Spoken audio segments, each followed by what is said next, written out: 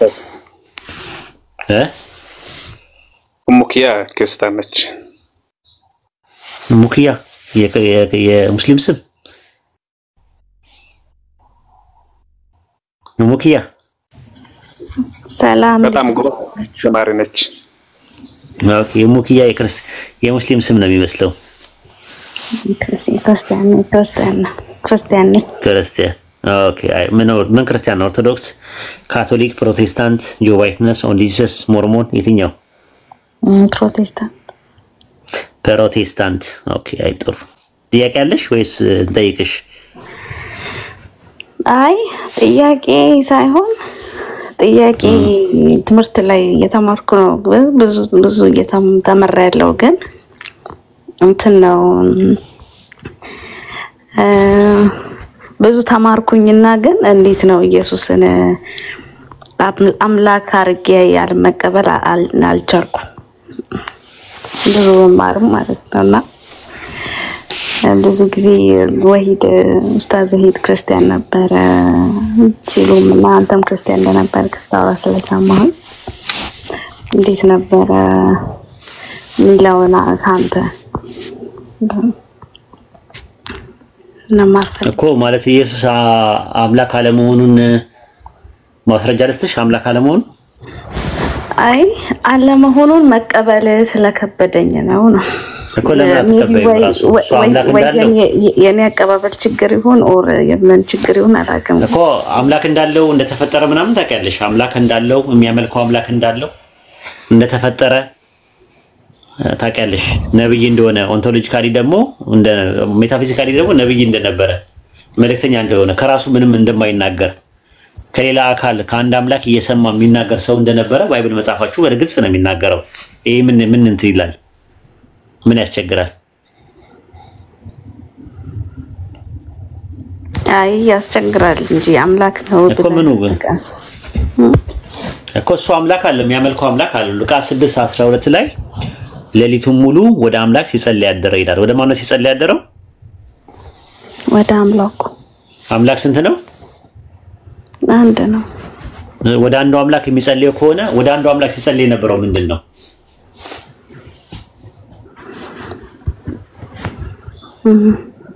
ሲጸልይ የነበረው ምንድነው ጦጣ ነው ጸሎት ጽንዚዛ ነው ሲጸልይ የነበረው ምንድነው ሰው ነው መልአክ ነው አምላክ ነው ማን ነው ሲጸልይ የነበረው ምንድነው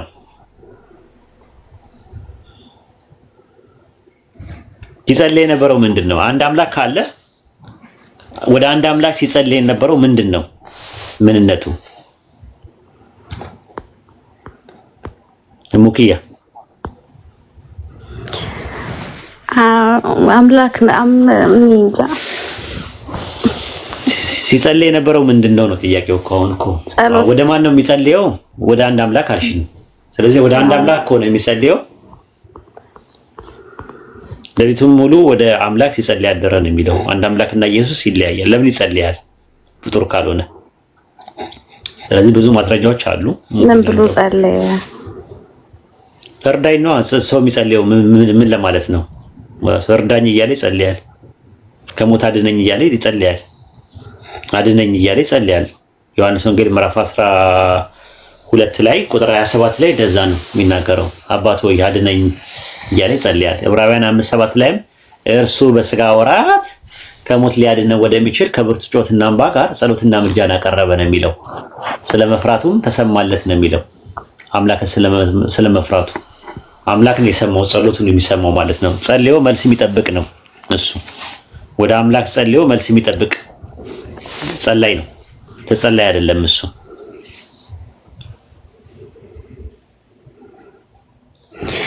እኮ ታዲያ እሺ ኢየሱስ አምላክ ካልሆነ ለምንድን ነው አምላክ ነው ተብሎስ የሚሰበከው ያው ስለሚመስላቸው ነው እንግዲህ ራሳቸው ያመጡት ትምህርቱ በአንድ ጊዜ እንትን አይልም አልነበረም ባይብል ላይ አምላክ የሚለውን ቃል ለሁለት ይጠቀምበታል ኦንቶሎጂካል ተርም ይጠቀምበታል ፈንክሽናል ተርም ይጠቀምበታል ኦንቶሎጂካል ተርም ማለት የባህሪ አምላክ የሚመለክ በሚል ይመጣል ፈንክሽናል ተርም ሆኖ ደግሞ ሲመጣ ደግሞ ቃል አቀባይ አፈቀላጤ ግብርን ለማሳየት ይመጣል የአምላክ ቃል አቀባይ የአምላክ አፈቀላጤ የአምላክ ወኪል የአምላክ ልዑክ ሆኖ ይመጣል።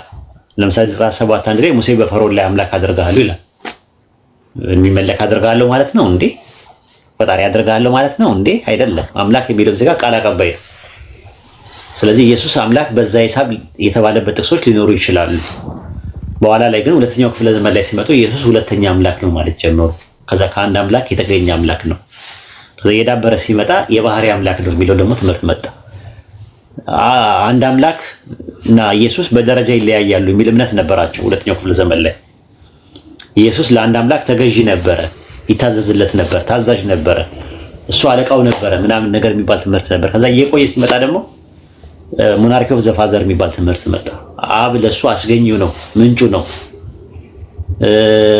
መንስኤው ነው፣ መሰረቱ ነው እያሉ ደግሞ ማለት ጀመሩ። ከዛ እያሉ ነው ከአምላክ አምላክ ተገኘ ወደሚለው ትምህርት መጡ ማለት ነው። አምላክ አምላክን አስገኘ፣ አምላክ አምላክን ወለደ የሚል ትምህርት መጣ። ይሄ ነገር ወደ አልተፈለገ ነገር እንዲሄድ አደረገው ማለት ነው። ይሄን ይመስላል።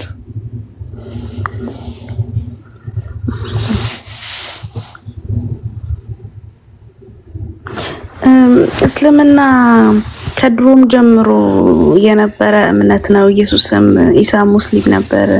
የነበሩ ሐዋርያት በሙሉ ሙስሊም ነበሩ ከተባለ ታዲያ ለምንድን ነው በዚህ ልክ ክርስትና እየተስፋፋ የሰፋውና ሞር ደግሞ አረቡ አካባቢ ላይ እስልምና የሰፋው ለምንድን ነው? አዎ ዓለም አቀፍ እስልምና ዓለም አቀፍ ነው። አረቡ ዓለም ብቻ አይደለም ያለው፣ በመላው ዓለም ላይ ነው ያለው። ለምሳሌ በትልቅ ቁጥር ያለው እንደውም ኢንዶኔዥያ ነው በዓለም ላይ በትልቅ ቁጥር ያለው። ግን አረቦች አይደሉም። ኢንዶኔዥያ እንትኖችም ምን እንደሚባሉት ባንግላዴሽ የሚባሉትም እዛም ብዙ ሙስሊም አለ። እንትንም አለ። ማሌዥያም እንደዛው፣ ሲንጋፖርም እንደዛው ሙስሊም ይበዛል። ፓኪስታንም እንደዛው ሙስሊም ይበዛል። አፍጋኒስታንም ሙስሊም ይበዛል። ግን አረቦች አይደሉም እነሱ። ስለዚህ በመላው ዓለም ላይ አለ። ኢትዮጵያም እንኳን 50% በላይ ነው ያለው አሁን ላይ። ግብጾችም ግብጻውያኖች መሰረታቸው ኮፕቲክ ናቸው፣ አረቦች አይደሉም። ሰሜን አፍሪካም እንደዛው እነ ቱኒዚያ እና አልጄሪያ እና ሞሮኮ ምናምን እነ ሊቢያ ምናምን ብትመለከታቸው እንደዛ እና በመላው ዓለም ላይ ነው እስልምና ወርልድ ዋይድ ነው፣ ዓለም አቀፍ ነው። አንደኛ ነገር ማለት ነው። ክርስትና የሚል ነገር ባይብል ላይ ተጠቅሶ የለም። ክርስትና ብሎ ለመጀመሪያ ጊዜ ስሙን የጠራው እና ስም ያወጣለት ለሃይማኖቱ የአንጾኪያው አግናጢዮስ ነው። በ110 ላይ ኢየሱስ ካረገ ሐዋርያቶቹ ካለፉ በኋላ ክርስቲያን የሚለውን ስም ያወጡት ደግሞ ጣዖታውያኖቹ ሐዋርያትን በሽሙጥና በለበጣ ስም ነው። ሐዋርያት 11:26 ላይ በመጀመሪያ ጊዜ በአንጾኪያ ክርስቲያን ተባሉ ይላል። በማን የተባሉት ብሎ የሚያስቡት በጠላቶቻቸው ማለት ነው ተብሎ የተባሉ ማለት ክርስቲያን ማለት መሲያውያን ማለት ነው፣ ቅቡዋን ማለት ነው፣ ክርስቶሳውያን ማለት ነው። የክርስቶስ ብዙ ቁጥር አድርገው ነው ልክ መሐመዳውያን እኛን እንደሚሉ ማለት ነው። የሙጥና የሸበጣን መሐመዳውያን ይሉናል እኛ ላይ ተሽኮነ ሰዎች። መሐመድ ከሚለው ነው የመጣው። መሐመዳውያን ማለት ይሄ የመሐመድ ብዙ ቁጥር አይነት ነገር ነው አድርገው የሚጠቀሙትና ከዛ አንፃር ነው ስሙ ያለው። አይ ቲንክ ከጥንት ጀምሮ ከአደም ጀምሮ የነበሩ ነቢያቶች ሙስሊሞች ናቸው የምንለው። ያው ሙስሊም ማለት ትርጉሙ አረብኛ ነው። የቃሉ ትርጉም አንድ አምላክን በብቸኝነት መታዘዝ መገዛትና ማምለክ ሙስሊም ይባላል። የሚያመልከው ሙስሊም ይባላል። አንድ አምላክን በብቸኝነት መታዘዝ መገዛትና ማምለክ ኢስላም ይባላል። ሲምፕሊ ይሄ ነው፣ ሌላ ነገር የለውም። አረብኛ ነው ቃሉ። የቃሉን ስተረጎሚው እንደዛ ነው። አስለመ ከሚል ነው፣ ታዘዘ ከሚል ቃል ነው የመጣው። ይሄን ይመስላል። አሁን መጽሐፍ ቅዱስ ላይ እኔና አብ አንድ ነን ይላልና እሱ አምላክነቱን አይገልጽም። አምላክነት ከገለጸማ መንፈስ ቅዱስን ለምን አላካተተም? እኔ እና አብ እና መንፈስ ቅዱስ አንድ ነን ለምን አላለም? ለምንድን ነው እኔና አብ አንድ ነን ያለው? መንፈስ ቅዱስ ለምን አላካተተም? ይሄን ጠይቀሽ ታውቂያለሽ? እሺ እኔ ሲሄድ መንፈስ ቅዱስን እልክላችኋለሁ። መጀመሪያ ዮሐንስ ወንጌል 10:30 ላይ ያለውን ጨርሽውና ከዛ ወደዛ እንሄዳለን። እኔና አብ አንድ ነን የሚለው እኔና አብ አንድ ነን ሲል መንፈስ ቅዱስን ሳያካትት እኔና አብ አንድ ነን ለምን አለ? ይሄ መፈታት አለበት። አይሽ የአምላክነት ጉዳይ አይደለም። አብና ወልድ በምንድነው አንድ የሆኑት ነው ጥያቄው። መፈታትም አለበት እሱ። ገባሽ? የሚፈታው ደግሞ የቱ ጋር ነው? ዮሐንስ ወንጌል 17:11 ላይ ነው። እኔና አንተ አንድ እንደሆኑን አንድ የሆኑ ዘንድ አለ ኢየሱስ። ስለዚህ ሐዋርያቶቹ አንድ የሚሆኑት አብና ወልድ አንድ በሆኑበት ሂሳብና ስሌት ከሆነ ሐዋርያቶቹ በምንድን ነው አንድ የሆኑት? በማንነት፣ በምንነት፣ በአምላክነት ወይስ በዓላማ? በምንድን ነው አንድ የሆኑት?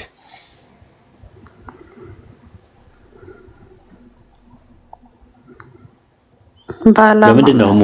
በዓላማ ነው። ስለዚህ እንደማና እንደ አብና እንደ ወልድ እንደኛ አንድ እንዲሆኑ አለ። እንደኛ ሐዋርያቶች አንድ የሚሆኑት እንደኛ ነው አለ። እኔና አንተ አንድ እንደሆንበት እነሱም አንድ እንዲሆኑ አለ። ስለዚህ ሐዋርያቶቹ አንድ የሆኑት በዓላማ ከሆነ አብና ወልድም በዓላማ ነው። ራሱ ዮሐንስ ወንጌል 14:24 ላይ እንደዛ ነው የሚናገረው። የምትሰሙት ቃል የላከኝ እንጂ የኔ አይደለም አለ። ዓላማውም ኢላማውም ከአብ የተነጠለ አይደለም። እኔ ከራሴ ምንም አልናገርም ብሏል። ስለዚህ በዓላማ አንድ ናቸው ማለት ነው። እኔ ከራሴ ምንም አላደርግም ማለት የማደርገውን ሁሉ እያሳየኝ ነው ብሏል። አብ ሲያደርግ ያየው ነው እንጂ ወልድ ከራሱ ምንም ማድረግ አይችልም ይላል። ስለዚህ አባቴ ለፈጸመው የሰጠኝ ሥራ አለ ከራሱ ምንም ነገር ማድረግ አይችልም። ዮሐንስ ወንጌል 5:30 ላይ እኔ ከራሴ አንዳች ላደርግ ምንም አይቻለኝም ማለት እንጂ ስለማንነትም ስለምንነትም አይደለም። በማንነት እንዳንቺም እንደምትመለከችው በአካል ሁለት ናቸው። እኔና አብ አንድ ነን የሚለው ቃል ለሁለት ፐርሰን ነው የሚጠቀመው። ግን አንድ የሚለው ደግሞ የምንነት ጉዳይ ቢሆን ኖሮ ዮሐንስ ወንጌል 5:26 ላይ አብ በራሱ ሕይወት እንዳለው ለወልድም በራሱ ሕይወት እንዲኖረው ሰጥቶታልና አብ በራሱ ሕይወት እንዳለው ለወልድም በራሱ ሕይወት እንዲኖረው ሰጥቶታልና ካለ ሕይወት አልባ ነበር ማለት ነው። በባዶነት ይቀደማል ማለት ነው። ሕይወት የተቀበለ አካል ደግሞ መነሻና ጅማሮ አለው። መነሻና ጅማሮ ያለው አካል ደግሞ ማንነትና ምንነት ደግሞ ፍጡር ነው ማለት ነው። ስለዚህ በምንነት አንድ ሊሆኑ አይችሉም። አንደኛው ሕይወት ሰጪ ነው፣ አንደኛው ሕይወት ተቀባይ ነው። በምንነት አይደል? ታዲያ በምንድን ነው እኔና በአንድ ነን ያሉት ስንል ዮሐንስ ወንጌል 17:11 እና አንደኛ ቆሮንቶስ ምዕራፍ 3 ላይ ስትመለከቱ ከቁጥር 7 እስከ 9 ላይ ድረስ እንደዛ ነው። የተከልኩኝ አጵሎስ ያጠጣ ነበር፣ አምላክ ያሳድግ ነበር። የሚተክልና የሚያጠጣ አንድ ናቸው አለ። ጳውሎስና አጵሎስ አንድ ናቸው። በምንድን ነው? በማንነት በምንነት አይደለም። በማንነት እንዳትይ ሁለት ፐርሰኖች ናቸው። በምንነት እንዳትይ ደግሞ ከሌላው ማህበረሰብ በተለየ መልኩ ጳውሎስና አጵሎስን አንድ ያደረጋቸው ምንነት ጉዳይ አይደለም። ምክንያቱም እንደዛ ከሆነ ከሁሉም የቆሮንቶስ የሚባሉ ሰዎች ጋር አብረውም አንድ ናቸው። በምንነት ከሆነ ሁሉም ሰው ስለሆነ ሁሉም ሰው ስለሆነ ማለት ነው። ስለዚህ የዓላማ ነው አንድነት ማለት ነው። ሮሜ 6:4 ላይም እንደዛ ነው። ከክርስቶስ ኢየሱስ ጋር አንድ ትሆኑ ዘንድ የተጠመቃችሁ ይላል። ሰው ከክርስቶስ ጋር እንዴት ነው አንድ የሚሆነው? በዓላማ ካልሆነ በስተቀር ተጨፍልቆ ነው እንድንች አይደለም። በዚህ ሂሳብና ስሌት ብታስረጂው ጥሩ ነው። ይሄን ይመስላል።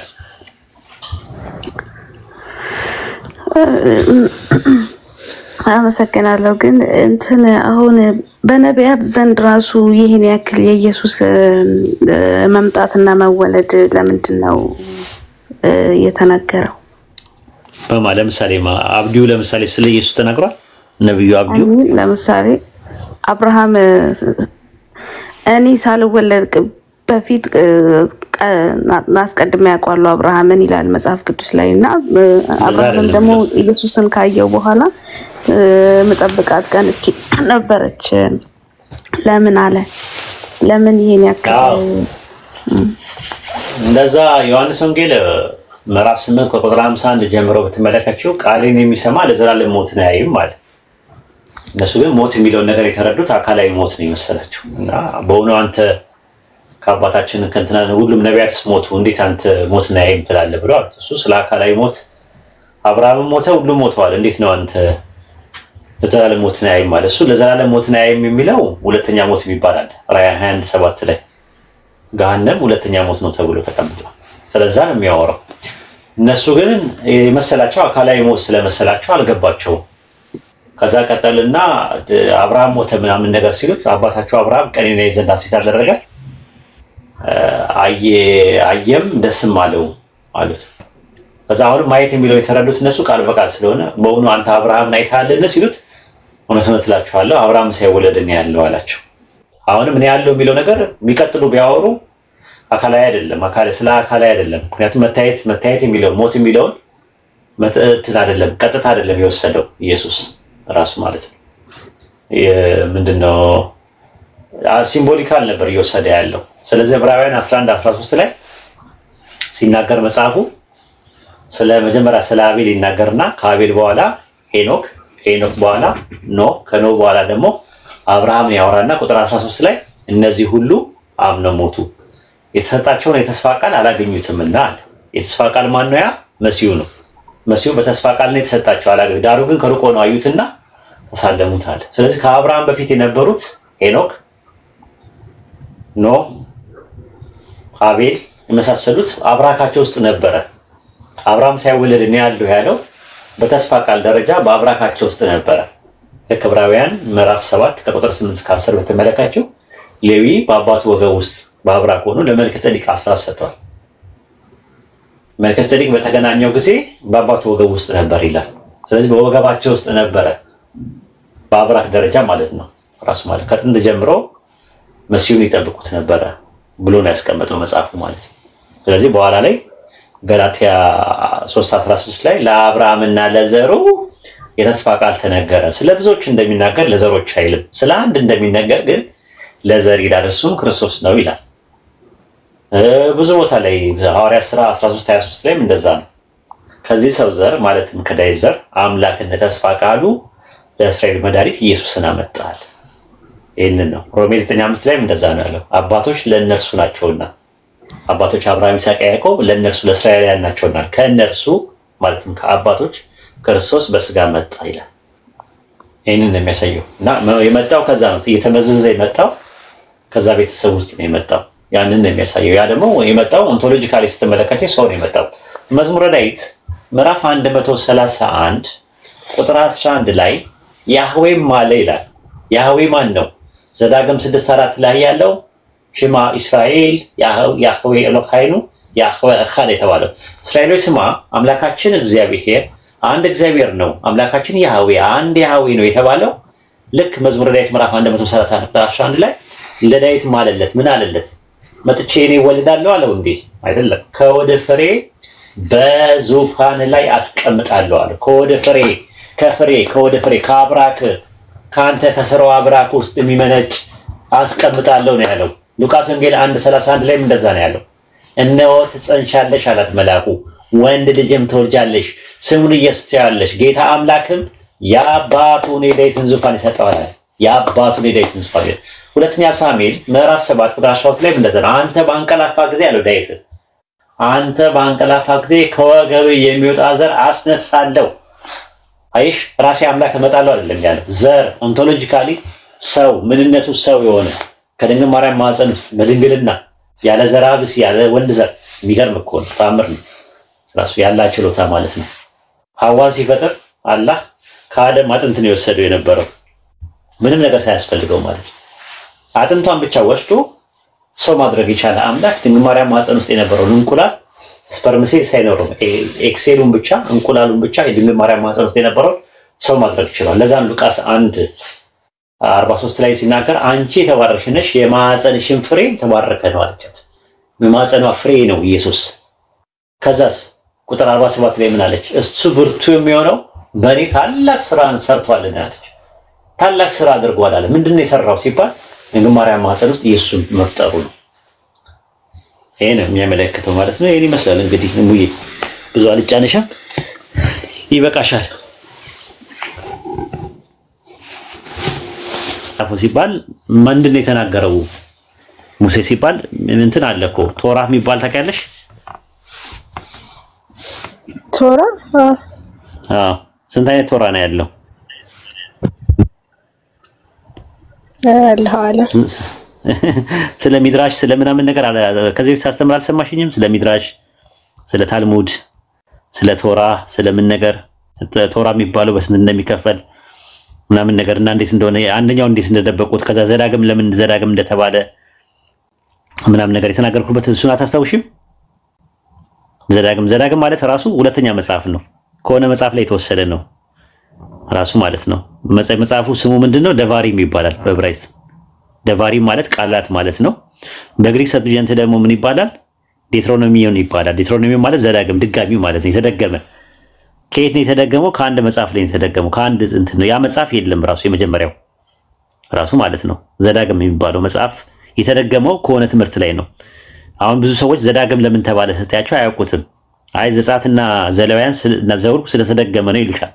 ከተደገመ የተደገመው ነገር ላይ ዘዳግም 6:4 ላይ ያለው እስራኤሎች ስማ አምላካችን ያህዌ አንድ ያህዌ ነው የሚለው ሶስቱም ላይ ከተደገመ እነሱ ላይ ለምን የለም ብለህ ጠይቂያቸው አያገኙትም ራሱ ማለት ነው። ስለዚህ ያ ነገር ምንን ያመለክታል? በእኛ ትምህርት ምንድነው ግልባጮቹ ሲገለብጡት መጀመሪያ የነበረው በሁለት ከፍለው ነው ራሱ ቶራ የሚባለው ነገር በሁለት ተከፍሎ ነው የሚታየው ማለት ነው። ጭማሪ እንትን አለው የተበላሸ ነገር አለው።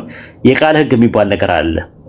የቃል ህግ የሚባል ነገር አለ። በዛ ነገር ላይ መጨመር መቀነስ ምናምን ነገር ደርሰውበታል ማለት ነው። እና የቃል ህግ የሚባል አለ፣ የጽሁፍ ህግ የሚባል ነገር አለ። የቶራ እንትን ማለት ነው። የታናኽ የሚባል ነገር ትምህርት አለ። ተከታተሉኝ። ታናኽ ማለት የአይሁድ መጽሐፍት ነው። ታናኽ ማለት የአራት ቃላት ውቅር ነው። ታ ማለት የሶስት ቃላት ታ ማለት ቶራ ማለት ነው፣ ያዙ ህግ ማለት ነው። ና ማለት ነቢብ ማለት ነው፣ ነቢያት ማለት ነው። ኸ ማለት ደግሞ ኾቶቢም ማለት ነው፣ መጽሐፍት ማለት ነው። በደንብ አስተውላችሁ ተከታተሉ። ሚድራሽ ማለት ደግሞ ምንድነው?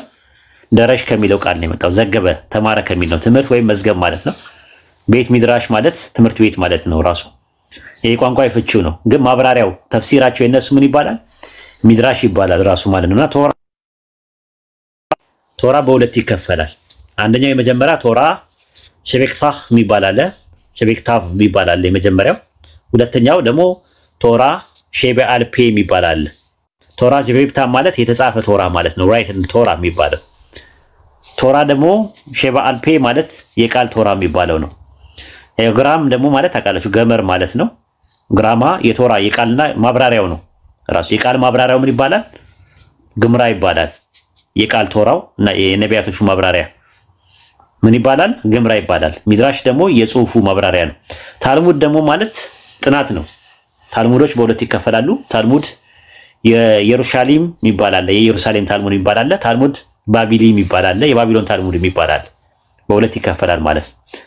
አሁን ጥያቄ የሚነሳው የኢየሩሳሌም ታልሙድ ውስጥ ጥናቱ የቶራ የቃል የነበረው ቶና ሚሽና ይባላል። ሚሽና ማለት ሻናህ ከሚለው ቃል ነው የመጣው። ደገመ የሚደገም የሚከለስ ማለት ነው። ዘዳግም የሚባለው ከዛ ነው የተወሰደው ራሱ ክለሳ ሪፒቲሽን ማለት ነው። በአረማይስጥ ምን ይባላል? ትናኢም ይባላል። ከላሾቹ አሉ የሚከልሱት አሉ። ዘዳግምን ያዘጋጁት በዛ ጊዜ ነው ራሱ የተዘጋጀው ማለት በ6:13 ህግጋት ያቀፈ ታራጊም ይታዞ የሚባል አለ።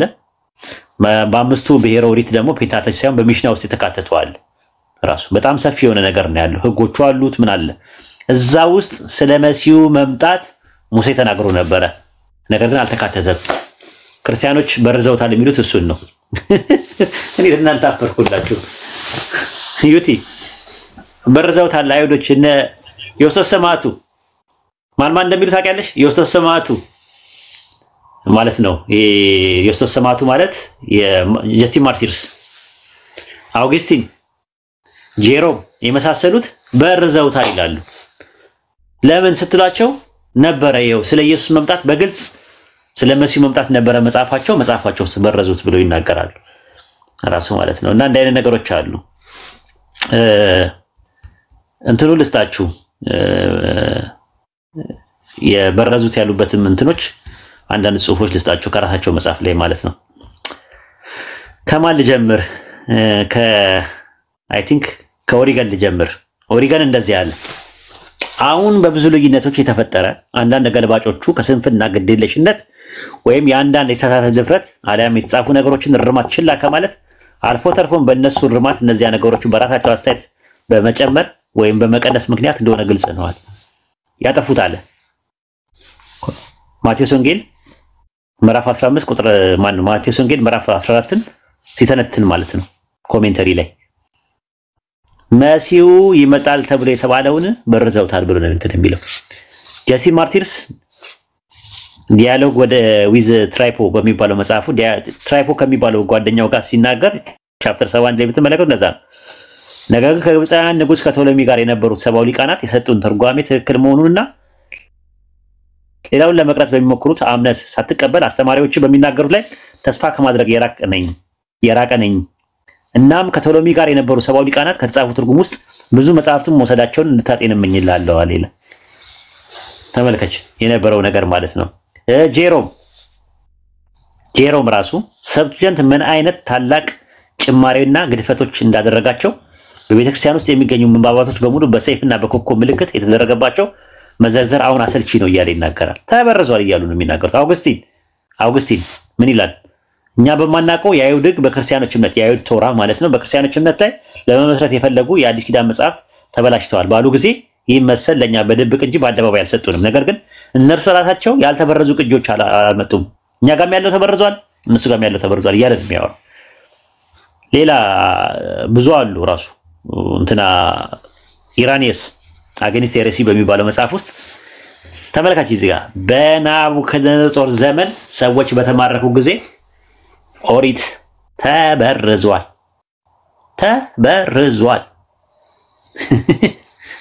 ተበርዟል እያለ ነው የሚናገረው ማለት ነውና ስለዚህ ይሄ ነው ያለው ነገር ማለት ስለ መሲሁ በጣም በስፋት ቦልድሊ ነበረ ኦሪት ውስጥ ግን አይሁዶች ናቸው የደበቁት የሚል እምነት አላቸው ማለት ነው የኤርሊ ቸርች ፋዘርስ ማለት ነው። ነኝ ይመስላል። ጥያቄ ያላችሁ ልጆች መጠየቅ ትችላላችሁ። ጥያቄ ገስት ላይ ያላችሁ ጥያቄ መጠየቅ ትችላላችሁ። ታችን መጠየቅ ትችላላችሁ። ሰላም አለይኩም። ወአለይኩም ሰላም ወራህመቱላሂ ወበረካቱ። ሰላም ነው አልহামዱሊላህ።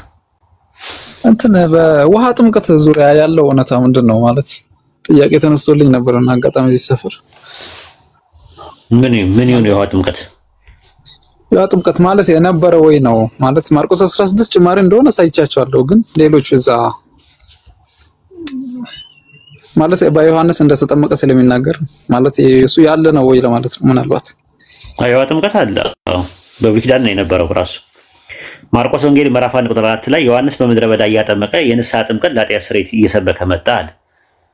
ስለዚህ እዛ ማርቆስ 1:15 ላይ ኃጢአታቸው እየተናዘዙ በዮርዳኖስ ወንዝ ከእርሱ ይጠመቁ ነበር ይላል። ፓፕቲዚማ ማለት የሚለው ቃል ፓፕቲዞ ማለት ነው። ነከረ፣ አጠለቀ፣ አጠመቀ ከሚል ቃል ጥልቀት ማለት ነው። የውሃ ጥምቀት ነበረ ራሱ ማርቆስ 1:9 ላይም እንደዛ ነው። በዚያ ወራት ኢየሱስ ከገሊላ ናዝሬት መጥቶ ከዮሐንስ በዮርዳኖስ ወንዝ ተጠመቀ ይላል። ከዛ ሕዝቡን ከተጠመቁ በኋላ ኢየሱስ ደግሞ ተጠመቀ ይላል። ሲጸልይም ሰማይ ተከፍቶ ይላል ሉቃስ 3:21 ላይ የተጠመቀበት ምክንያት ጽድቅን ለማድረግ ነው ተብሎ ነው የተቀመጠው። አሁን እንደዛ ከሆነ ብሉይ ኪዳን ላይ ጥምቀት አለ ወይ ሲባል አዎ የውሃ ጥምቀት አለ። ዘኍልቍ ምዕራፍ 8 ቁጥር 7 ላይ ታነጻቸው ዘንድ እንዲህም ታደርጋቸዋለህ ኃጢአት የሚያነጻውን ውሃ እርጭባቸው ይላል። ይህንን ዕብራውያን 9:10 ላይ እስከ መታደስ ዘመን ድረስ ስለ ምግብ ስለ ልዩ መጠጥ የተደረገ መታጠብ የሚሆን የሥጋ ሥርዓቶች መታጠብ የሚለው ግሪከኛው ፓፕቲዝሞስ ነው የሚለው ጥምቀት ነው የሚለው ዕብራውያን 6:2 ላይም እንደዛ ነው። ብሉይ ኪዳን ላይ ያለው ትምህርት ከሞተ ስራ ነሳ 1 በአምላክ ማመን 2 ስለ ጥምቀቶችና እጆችን ስለመጫን ስለ ሙታን ትንሳኤም እያለ ይናገራል። ጥምቀቶች ፓፕቲዝሞን የውሃ ጥምቀት እንዳለን እስከ መታደስ ዘመን ድረስ ኢየሱስ እስኪመጣ ድረስ የውሃ ጥምቀት እንዳለ ይናገራል ማለት ነው። ከዛም ባሻገር ደግሞ ምንድነው እዚህ ጋር እጆችን ስለመጫን አለ።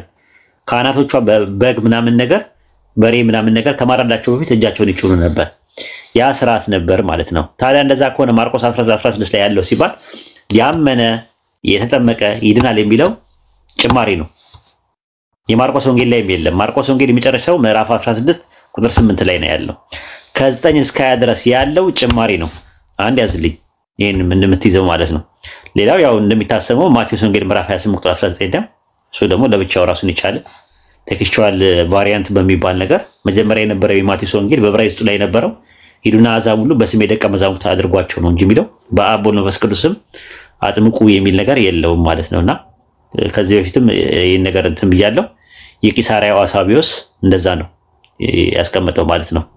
የቸርች ሂስትሪ በሚባለው መጽሐፍ 3 ምዕራፍ 39 ቁጥር 16 ላይ ማቴዎስ የጻፈው በዕብራይስጥ ቋንቋ ነው የጻፈው አለ። ሲጽፍ ምንድነው ያለው? ኢየሱስ ምንድነው አለ ራሱ ማለት ነው። አሳቢዮስ ሰርተኒቲ ኦፍ ጎስፔል በሚባለው መጽሐፍ ቮሊዩም 1 ቡክ 3 ቻፕተር 6 ላይ 132 ላይ እንደዛ ነው የሚለው። ምንድነው ያላቸው? ሂዱና አሕዛብ ሁሉ በስሜ ደቀ መዛሙርት አድርጉ፣ ያዘዝኳቸውን ሁሉ እንዲጠብቁ አድርጉ ይላል። ብዙ ቦታ ላይ ያለ ራሱ እንትኑላ ለቸርች ሂስትሪ የሚለው መጽሐፉ ላይም እንደዛ ነው ያለው። በተለያየ ነገር አለ። ስለዚህ ማቴዎስ 28:19 ላይ ያለው ኢቭን የክርስቶስ ትምህርት አይደለም ነው አርጊውመንታችን። ይሄን ይመስላል። ግልጽ ነው? ግልጽ ነው። እሺ እሺ ግቡ። እስከዛ ድረስ አንድ 2 ደቂቃ ስጡኝ። 2 ደቂቃ ስጡኝ። እስከዛ ድረስ አውሩ እናንተ። መርሐባ ኡስታዝ።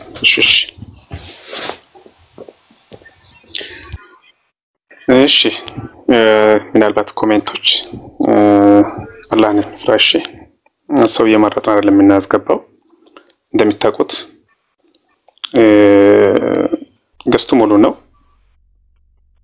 እዚህ ጋር የእናቶቻችን ልጅ የሉም። እሺ የሰዎችን ወንድሞቹን አንገት በታዝዳፍ መረጣን ይሻላል። ከዛ ውጭ ኮፒ ሊንክ ታፕ እናርፍ ኢንሻአላህ። ቢላል ጠብቅ። ሀያት አለሽ?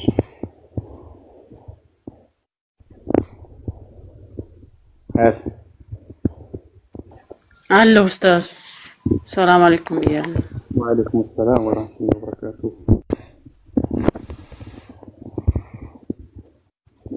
ፈትዋ አይደለም አይደልሽ?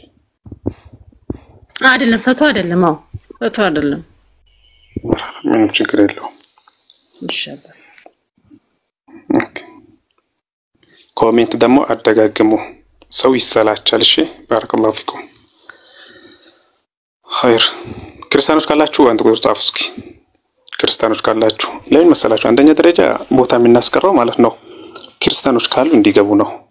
በእርግጥ ብዙ ሙስሊም ነው ገስት የሚልከው ቢታዩ ማለት ነው። ከዛ በኋላ ስንቱን አስገብተን ስንቱን እንችላለን። ለስንቱስ ደግሞ ተወቃሽ ትሆናላችሁ። ጥያቄ ያላቸው እንደውም እኮ ጥያቄ ያለኝ አስገቡኝ የሚሉት ይጽፋሉ እንጂ ከሌሎች እኮ ወረፋ የሚጠብቁ አሉ። ክርስቲያኖች አንድ ቁጥር ጻፉ።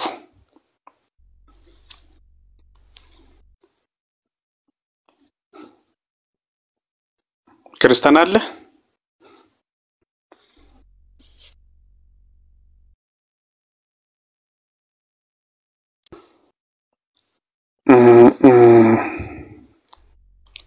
የላችሁም? እስኪ ሼር አድርጉላቸው። ኡስታዝ ጀማል ይሰማል? ድምጼ ይሰማል? ዩቲ የኡስታዝ ላይቭ ከላይ ሆኖ አይታየም እያሉ ነበርና ኮፒ ሊንክ አድርጉ ጀማው። እሺ ሜምበር ሆኑ። እዚህ ጋር ስትሮንግ ይሆናል አካውንቱ። ሲቀጥል ሪፖርት ሊኖር ይችላልና ኮፒ ሊንክ አድርጉለት አካውንቱን ፕሮፋይል ውስጥ እየገባችሁ። ከውጭ ላለ ሰው አይታየም ላይቭ እያሉ ነበር ከታች።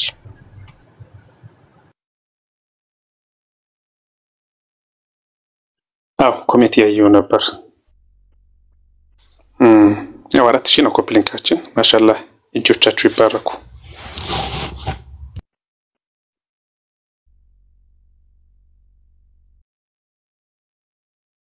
ምክንያቱ ምንድነው ግን የማይታይበት ምክንያት? ኮፒ ሊንክ አድርጉ። ኦኬ እሺ ኡስታዝ። አንደኛ 1 ሚሊዮን አስገቡትና ዛሬ ይደር ማለት ነው። ሚት አድርጌ ነበር አይደል? ማውራ አይሰማም ነበር። አይሰማም ነበር ኡስታዝ። አሁን ነው። ኦኬ አይጥሩ። እሺ ግቡ ክርስቲያኖች አስገቡ። ሀያት ጠይቂ። እሺ ሀያት አለች። ፖሊዮ ከጨረስከ ወደ ታች ልዘይር።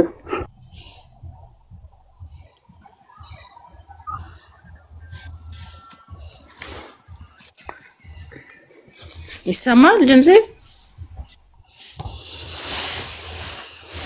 ሰላም አለይኩም። ይሰማል? ይሰማል። ወአለይኩም ሰላም ወራህመቱላሂ ወበረካቱ። ጥያቄ ነበረኝ። እኔ አንድ ጴንጤ ታለችኝ እኔ አጠገቤ ናት እሷ። ማሻአላህ ከፍራለች። በትዳር ነው የከፈረችው። እንግዲህ ኢንሻአላህ አላህ ወደኛ ይመልሳት። ጥያቄው ምንድነው? ኢየሱስ አግብቶ እሺ ራስዋን አቅርቢያት ካለሽ አጠገብሽ አቅርቢያት። እሺ ጥያቄ ምን መሰለኝ? ሰላም እንዴት ነሽ? አለሁ ልክ እንዴት ነህ? ማን ነው ስምሽ? ስሜ ሰይዳ ነው። ሰይዳ ነው። ኦኬ አሪፍ ስም ነው። ካፈረሽ ነው? እንደዛ ነው የሚባለው? እንደዛ ነው የሚባለው። አይዞሽ ቀስ ብለሽ ረጋ ብለሽ ምክንያቱም አሁን ለምሳሌ የህይወት ጉዳይ ነው ገባሽ? አሁን የሚቀጥለው ዓለም ጉዳይ ነው። ይሄ ዝም ብሎ በጥፊያ ምናምን ነገር የሚሆን አይደለም። ስለዚህ አሁን ስናወራ እኔና አንቺ ለቤተሰብ ነው የምናወራው። እሺ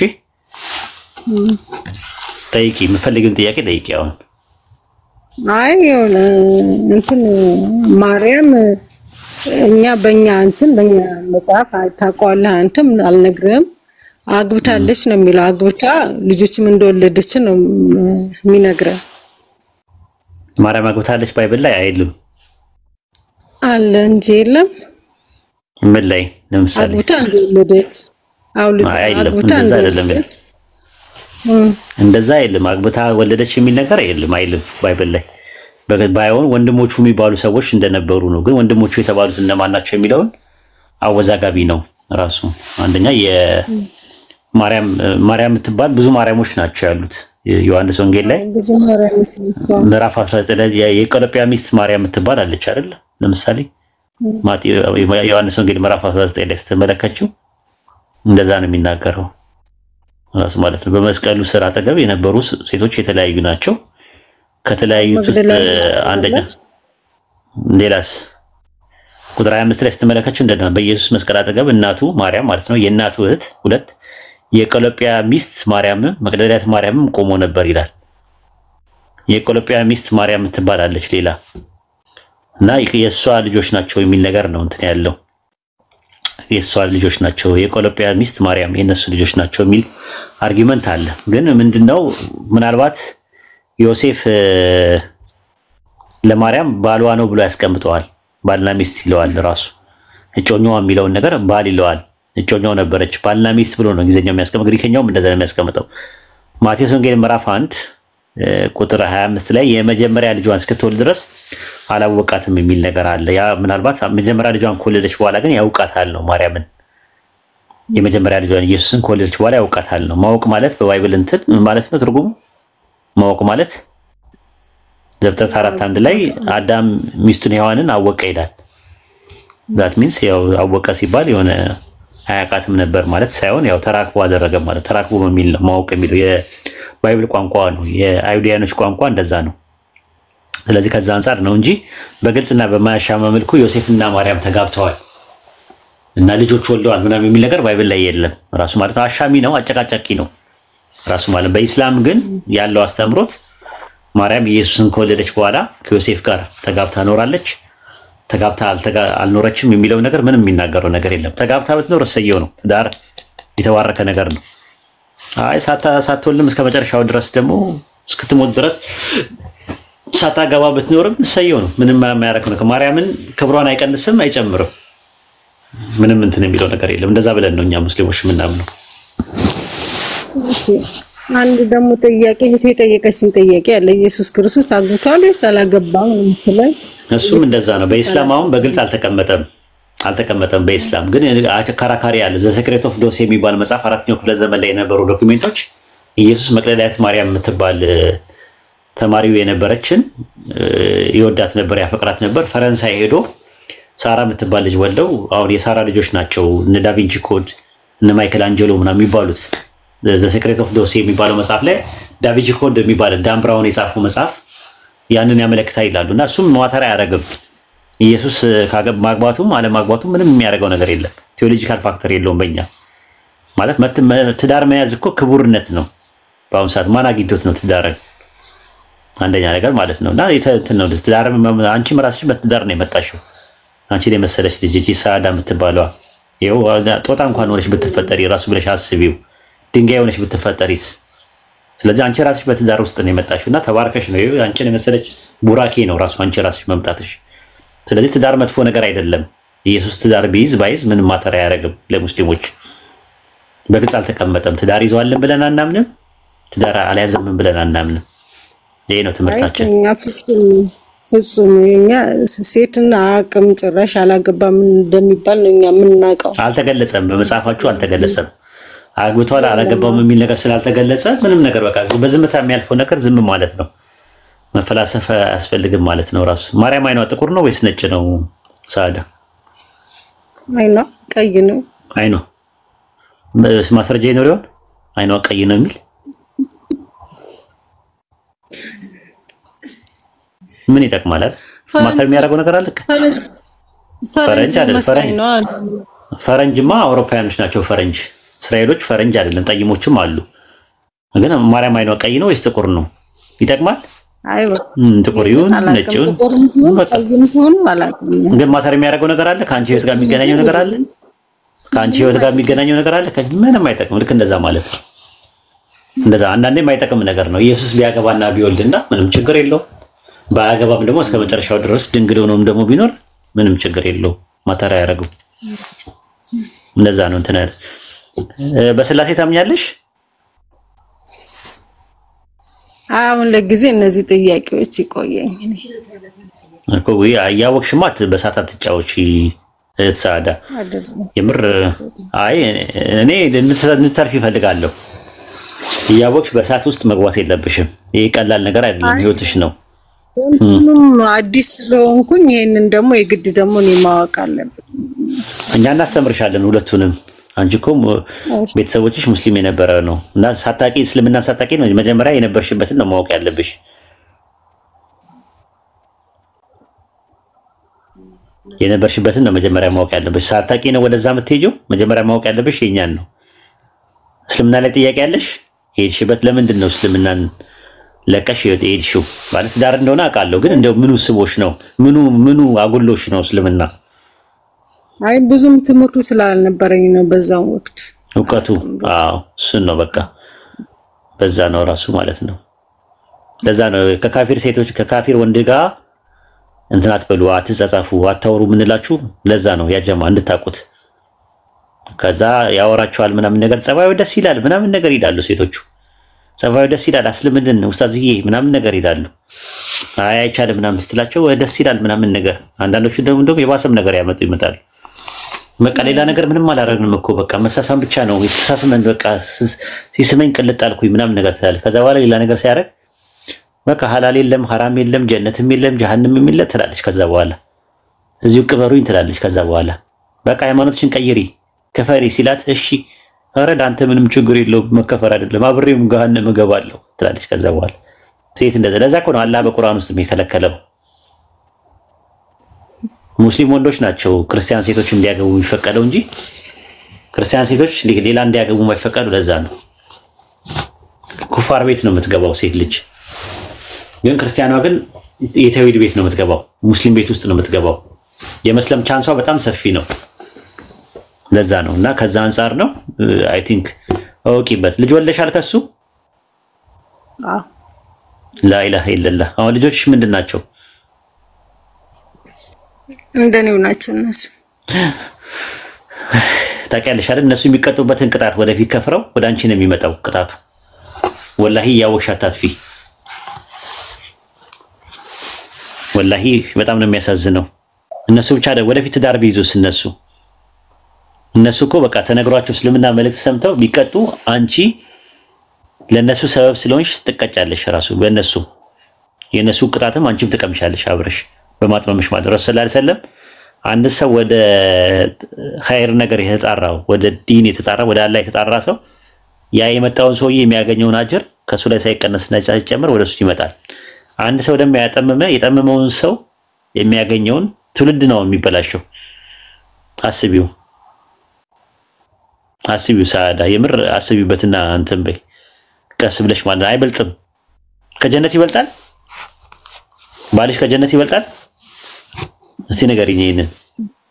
ዱአ አድርግልኝ ለማንኛውም ኢንሻአላህ ሁሉም ሰው ነው ዱአ የሚያደርግልሽ። አብሽሪ። በጣም ከባድ ነው እና እንትን በይ። ብዙዎች እየተመለሱ ነው ያ ጀማ። እኔ አሁን በቃ የሚያጋጥመኝ አሁን አንዱ መቶ ምን አለኝ፣ ምን ነው ትምህርታችሁን ድሮ ባገኘሁት አለ። ከከፈራ 10 አመቱ ነው እና ምን ነው ማለት ትምህርታችሁ በፊት ባገኘው ኖሮ ይሄ ሁላ ጣጣ አይመጣም እና ዲኔን ሳላቅ ነው የወጣሁትና በቃ አሁን ምንድነው ማድረገው ምናምን ነገር አለ። አንተ ወንድ ነህ፣ ሴቶቹ ናቸው የሚያሳዝኑት። ወንድ ነህ አንተ አሁን ጠንከር ብለህ አሁን እንትን ተመለስና ከዛ ክርስቲያን ነው ያገባት እሷንም አስልማት ልጆችንም አስተካክል ምናምን ነገር አልኩት። ሴቷ ስትሆን ግን ያስቸግራል። ያው ይልፈሰፈሳሉ ሴቶቹ አብዛኛው ማለት ነውና እንግዲህ አላህ ይጠብቀን ከኩፍር። አይዞሽ ሳዳ እሺ ቻናል እየገባሽ አንብቢ እሺ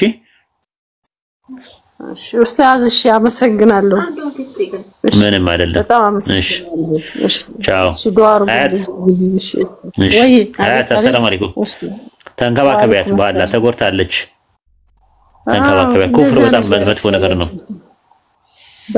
በጣም ነው የሚያስፈራው ወላሂ በጣም አላህ ሰው እየቆረጠ ነው ያለው የሆነች ልጅም ክርስቲያን አግብታ ሙስሊም ናት ግን አልከፈረችም እሷ ልጆቹን አስጠምቃለች ምናምን ነገር አስጠምቃ ምናምን ነገር አሁን ሰሞኑን ቲክቶክ ላይ መታ ነበር አይታችኋት ከሆነ ተፋታች ልጆቹን ወሰደች ተፋታች ማለት ሰላም ላገናኝ ስትለው አልፈልግም ማለት እስልምና በጣም ነው የሚያስጠላኝ አለ ተፋታች አሁን እንትን አለች ማለት ነውና ብዙዎች አሁን እየተመለሱ ነው ያሉት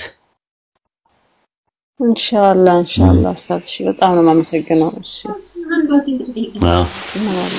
እንግዲህ እንደዚህ ሳያውቁ ወደዛ የሚሄዱ ሰዎች ካሉ አምጧቸው እኛ ጋር ያለ ዕውቀት ነው አብዛኛውን በተቃራኒ ጾታ በጥቅም ምናምን ነው የሚሄዱት በተቃራኒ ጾታ በጥቅም ያለ ዕውቀት አንዳንድ ጊዜ ምናምን ነው ያለ ዕውቀትም በጥቅም በምናምን ነው የሚሄዱት እያወቁ ተውሂድን እያወቀ አንድ ሰው ወደ ሽርክ ውስጥ አይገባም ስለ ኢማን ጥፍጥና ያወቀ ሰው ኩፍር ውስጥ አይገባም እና አላህ ይጠብቀን አሜን ኢንሻአላህ አሜን ሌላ አንድ ጥያቄ አለች አዎ ነው ከቤተሰብ ጋር ሲጣሉ ምናምን ነገር እንደዛ አይነት ነገሮችም ያደርጋሉ አላህ ይጠብቅ አንድ ጥያቄ ልጠይቅ ይቻላል ሰላም አለይኩም ወአለይኩም ሰላም ወራህመቱላሂ ወበረካቱ አያት አቤታይ በቃ የፈቷ ጥያቄ ስለሆነ ይቅር በቃ አፈቷ አልችልም እኔ ዕውቀቱ የለኝም እሺ አመሰግናለሁ እሺ በጣም አመሰግናለሁ እሺ ኡስታዝ ክርስቲያን ገብቷል እስኪ ሁላችሁ ማለት ነው የኡስታዝ አካውንት ተመቷልና እስኪ ፕሮፋይል ውስጥ የገባችሁ 10 ጊዜ ኮፒ ሊንክ አድርጉ እሺ እና ጊፍት ያላችሁ ደግሞ የቲክቶክ ምልክት የቲክቶክ ያለውን ስጡ ባረከላሁ ፊኩም ጂቪ ነው የሚለው ኡስታዝ ክርስቲያን ገብቷል ዋው ሰላም ብያለሁ ጂው ሚዩትን አንሳ ሚዩት ነህ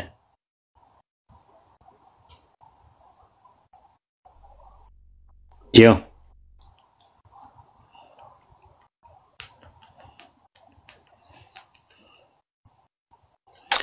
እንግዲህ አውርደው ምናልባት እየሰማ አይደለም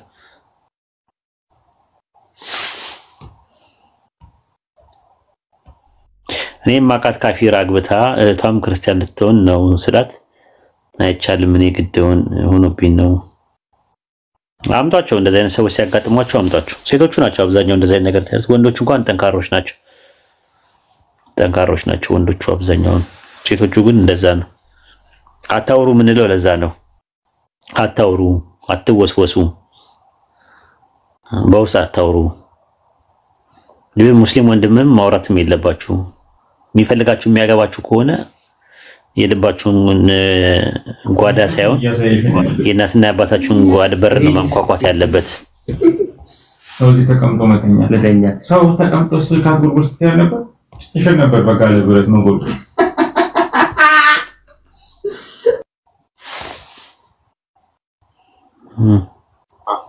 ፈገግታ ሱና ነው ኡስታዝ እንግዲህ እያወራ ነው ያአላህ በጋለ ብረት ነው ሊቆት ረስቶታል እንግዲህ በጋለ ብረት ነው ይላል ምን አይነት እንትን ላሜራ ነው እንደሚሰራው ብረት በያጅ ነው እንዴ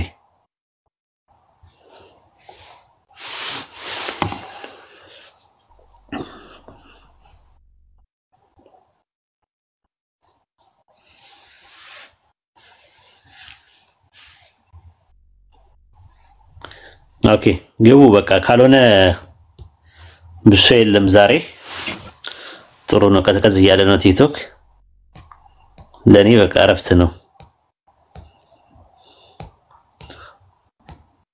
ቲክቶክ ተቀዛቅዟል ነው የሚባለው እየተቀዛቀዘ መጥቷል ቲክቶክ ተቀዛቅዟል አሉኝ እንደዛ ከሆነ አሪፍ ነው። እኔም በቃ ቲክቶክ አቆማለሁ። ተገላገልኩኝ።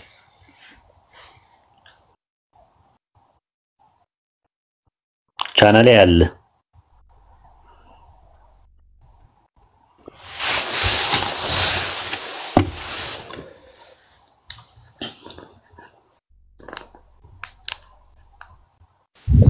السلام عليكم በድጋሚ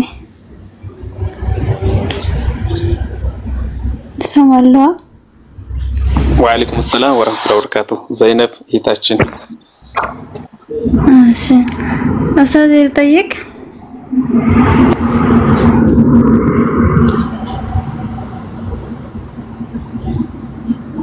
ዘይነብ ጫጫታ ላይ ነሽ ሊባል የሆነ አስፋልት ጫፍ ነው እንዴ ያለሽው? የሆነ ትንሽ እንደዛ ነው ቦታዬ። ምንም ማድረጋችን። ኦኬ ኡስታዝ ሙይት ነው ያወራ ከሆነ እስኪ ኮፕሊንክ ያደርጋችሁ ኡስታዝ ፕሮፋይል ውስጥ የገባችሁ 10 10 20 ጊዜ ኮፕሊንክ ያደርጋችሁ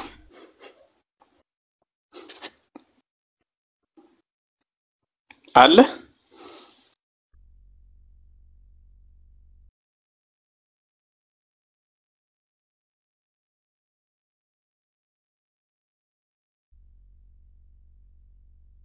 الله أكبر ما شاء الله بارك الله መጥቻለሁ።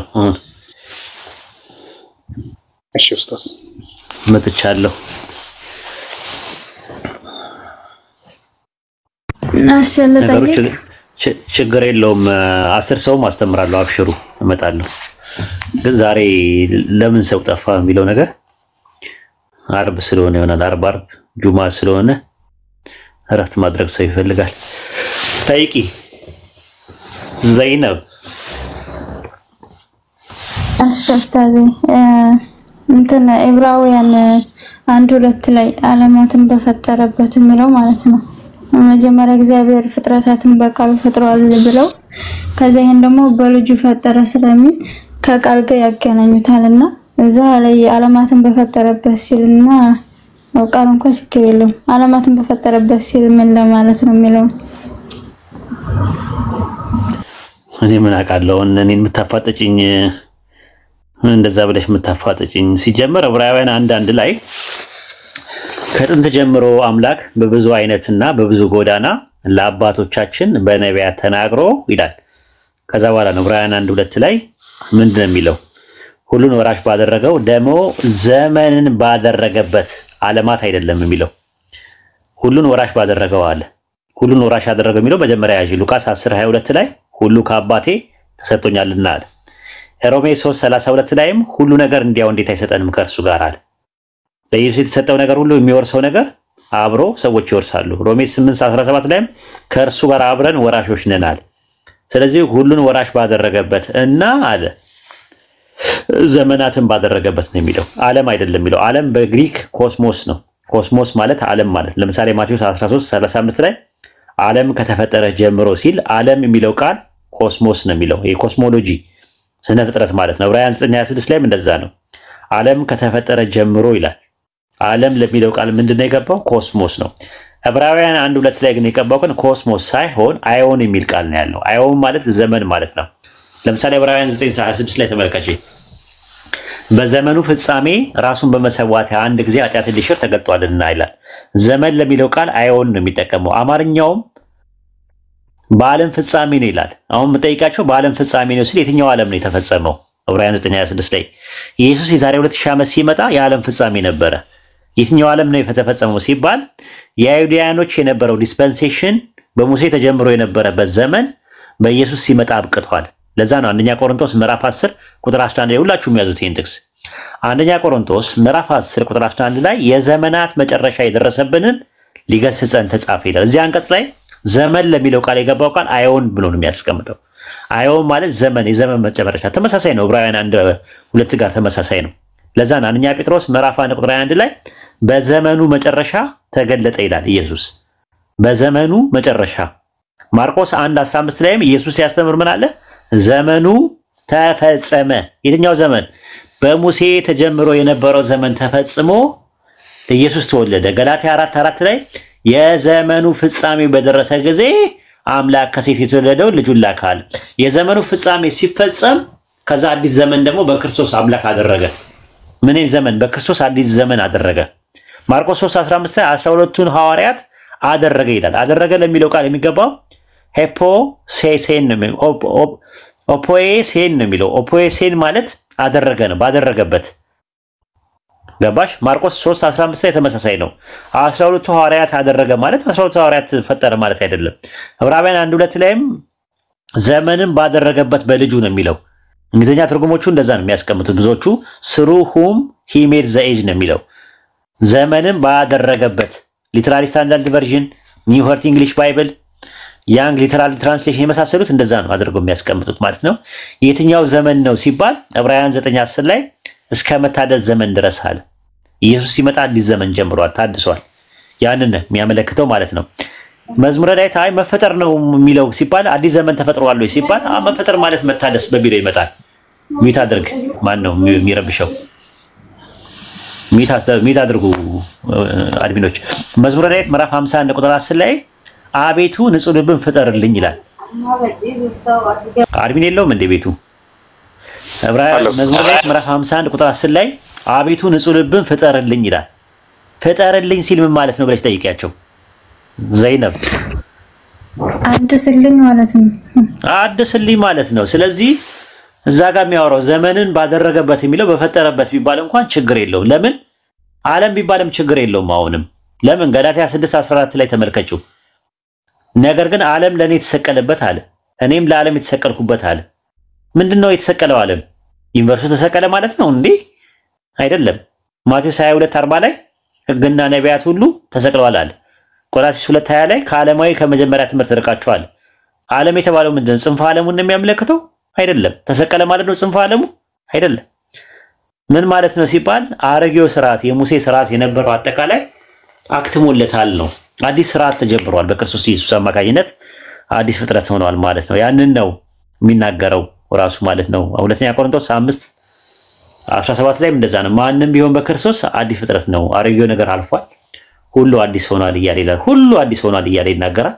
ስለዚህ ዕብራውያን 1:2 ላይ የተናገረ ያለው አዲስ ዘመን በክርስቶስ ኢየሱስ አማካኝነት አምላክ እንዳደረገ ነው የሚናገረው። እዚህ ጋር ያልገባሽ ነገር ካለ ማብራራት እንሰጣለን።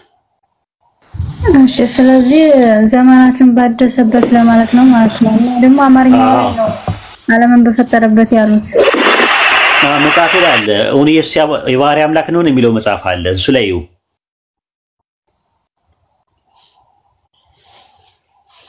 እውን ኢየሱስ የባህሪ አምላክ ነው የሚል አለ። እሱ መጽሐፍ ላይ ይው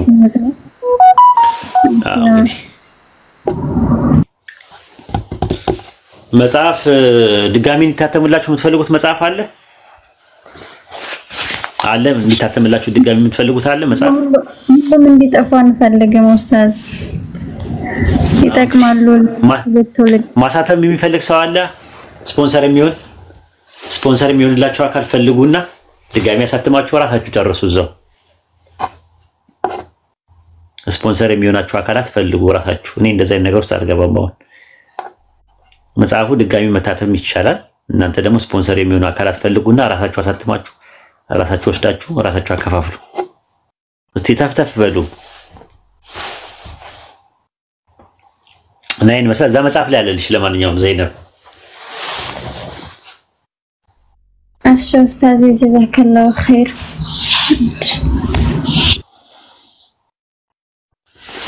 ወያኪላ ለምን ታወርዱኛላችሁ ይላል ቱርቦ ማን ያወረደው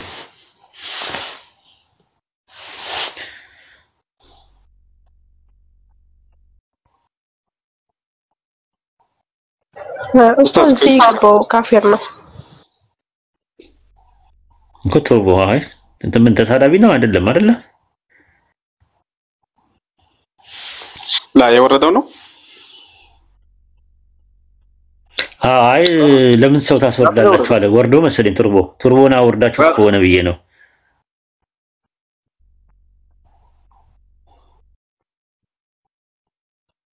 ኦኬ እና አላወኩም ማን እንደወረደም አላየውም ቱርቦ ሲጀመር አልገባም ኡስታዝ ገስት ላይ አልነበረም ኦኬ ለምን ታስወርዳላችሁ ሲል እሺ አሁን የገባው ገብቶ ወርዶ ነበር እሱም መስለኛል። ላላ ቱርቦ አልገባም ገስት። እሺ በቃ እንደዛ ካላችሁ እሺ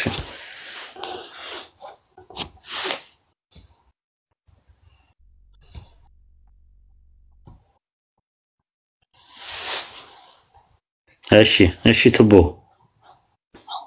ሐሽማል ነው የሚለው ክርስቲያን ነው ኡስታዝ። ኦኬ ሐሽማል ክርስቲያን ነህ? አው ጀግና ከሆንክ አስገባኝ ወንድ ከሆንክ እያለ ነበር።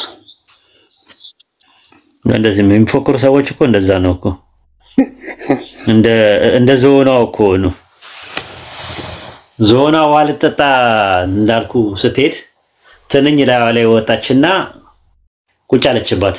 ከዛ ዋጠጠቶ ዞኑ ሴት ከበርኩት አለች።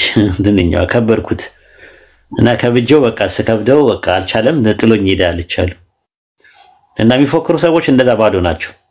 የሚጮህ ነገር ሁሉ ምን አይደለም ኡስታዝ ጀማል፣ የሚጮህ ነገር ሁሉ ምን አይደለም ጀግና አይደለም ነው የሚጮህ ነገር ሁሉ ቦምብ አይደለም አይደል? አይዋ ምንም ይጮሃል። ቆርቆሮ ምን ይላል? ይጮሃል። መደንገጥ ያለብህ ለቦምብ እንጂ ለቆርቆሮ አትደነግጥም። የሚጮህ ነገር ሁሉ ሲጮህ ምንደነገጥ ከሆነ ችግር ነው። ሳይኮሎጂካሊ መታከም ነው ያለበት አንድ ሰው። ስለዚህ የሚጮህ ነገር ሁሉ ቦምብ አይደለም፣ ቆርቆሮ ይጮሃል አይደል? በጣም ደግሞ የሚጮህ ማን ነው ራሱ? አንድ ዛፍ ፍሬ ያለው ዛፍ ዝቅ ነው የሚለው አይተው ከሆነ ፍሬ ካለው። አንድ ባዶ በርሜል ደግሞ ምን ይሆናል? አንድ ባዶ በርሜል ለምንድን ነው የሚጮህ? ውሃ ያለው በርሜልና ውሃ የሌለው በርሜል ልዩነቱ ምንድነው? በምንድን ነው የምታውቀው? በድምፁ ነው። ሙሉ ነው። ውሃ የሌለው በርሜል ምን ይሆናል? በጣም ይጮሃል እንግዲህ። ያባችሁና አንድ ሰው ዝም ብሎ የሚፎክር ምናምን ይዋጣል እንደባደብ ምናምን የሚል ከሆነ መንፈሳዊነትም ራሱ የለውም። ዝም ብሎ ነው። እውቀቱም የለውም። እውቀት ያለው ሰው ዝቅ ነው የሚለው። እኔማ ሰርፕራይዝ መስሎኝ ነበር። እንደው እውቀት ያለው በቃ እንደው አንተንም ከጨመቀልን ብዬ ነበር። የለም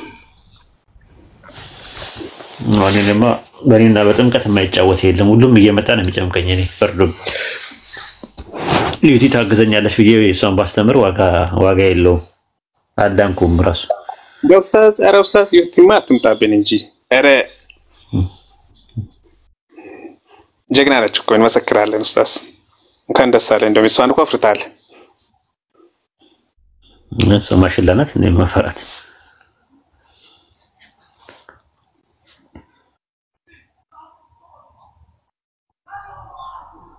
ፋፊ አትፋፊ ለምንድን ነው የማታወራው? ወይ ኡስታዝ እፈራለሁኝ እኮ ነው ያለው።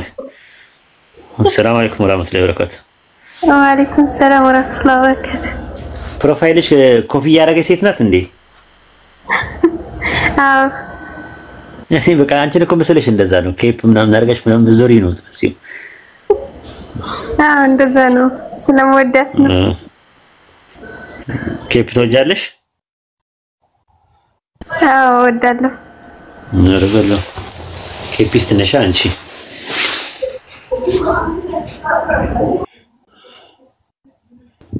ጥያቄ ጠየቀች ነበር ኡስታዝ። አጠይቂም አንቺ ቃል ስጋ ሆነ ማለት ምን ማለት ነው ያለች ነበር። ማናት እንደዛ አለች? እኔ ነኝ ኡስታዝ ወርዴ ለማድረግ እኔ ምን አውቃለሁ? ይንገርሻ ቃል ስጋ ሆነ ማለት ለአብርሃም ለይስሐቅ ለያዕቆብ ተነግሮ የነበረው ቃል ድንግል ማርያም ማፀን ውስጥ ስጋ ሆነ ማለት ነው። ሆነ የሚለው ቃል ተፈጸመ የሚል ይመጣል። ሆነ የሚለው ቃል ባይብል ውስጥ ሶስት አይነት አጠቃቀም አለው አይደል?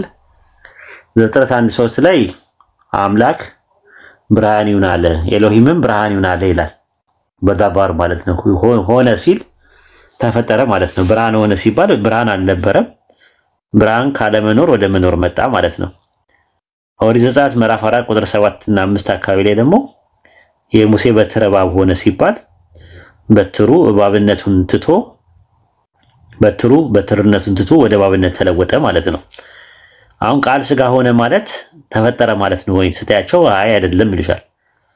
ቃል ስጋ ሆነ ማለት የሙሴ በትር እባብ ሆነ እንደሚባለው ቃል ከቃልነት ወደ ስጋነት ተለወጠ ማለት ነው ወይ ብለሽ ጠይቃቸው አይደለም ነው የሚሉሽ። ስለዚህ ምንድነው ያለው አማራጭ? ሶስተኛው አማራጭ ሆነ የሚለው ቃል ባይብል ላይ ተፈጸመ በሚል ይመጣል። ይሄንን በባይብል ላይ ብዙ ቦታ ላይ ማየት ትችያለሽ። ለምሳሌ ኤግዛምፕሎችን አንዳንድ ኤግዛምፕሎችን ብትመለከቺ ለምሳሌ እንትን ላይ አይ ቲንክ በሕዝቅኤል ምዕራፍ 12 ቁጥር 28 ላይ እንዲህም በላቸው አዶናይ ያህዌ እንዲላል የምናገረው ቃል ይፈጸማል እንጂ ከቃሌ ምንም ነገር የሚዘገይ የለም ይላል አዶናይ ያህዌ። የምናገረው ቃል ይላል። ቃል ለሚለው ቃል የገባው በዕብራይስጥ ዳቫር ነው። ግሪክ ሰብስቲዩሽንት ላይ ደግሞ ሎጎስ ነው። ኢሳይያስ 45:23 ላይም ቃሌ ከአፌ በጽድቅ ወጣለች አትመለስም አለ።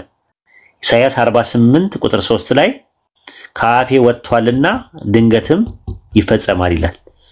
ከአፉ የወጣው ቃል ይፈጸማል ብሎ አስተንተን ብሏል። ሕዝቅኤል ምዕራፍ 12 ቁጥር 25 ላይ እንደዛ ነው። እኔ ያህዌ ነኝ እናገራለሁ የምናገረው ቃልም ምን ይላል አለ ይፈጸማል አለ።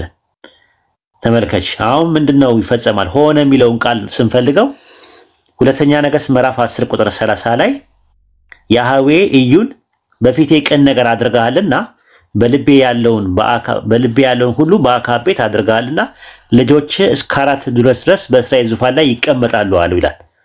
አሁን ሁለተኛ ነገሥት ምዕራፍ 15 ቁጥር 12 ላይ ለኢዩ ልጆች እስከ 4 ድረስ በእስራኤል ዙፋን ላይ ይቀመጣሉ ተብሎ የተነገረው የአምላክ ቃል ሆነ ይላል። ምን ማለት ነው ፋፊሻ? የአምላክ ቃል እንዲህ ሆነ ይላል። የአምላክ ቃል ሆነ ሲባል ምን ማለት ነው? ሆነ ሲል ፋፊሻ ሁለተኛ ነገሥት ምዕራፍ 15 ቁጥር 12 ላይ በኢዩ ተነግሮ የነበረው የአምላክ ቃል ሆነ ማለት ምን ማለት ነው?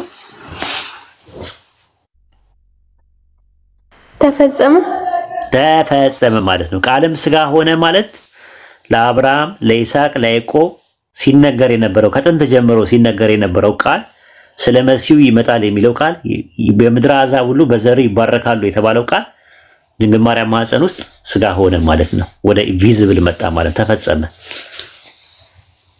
ግልጽ ነው? አዎ ኡስታዝ።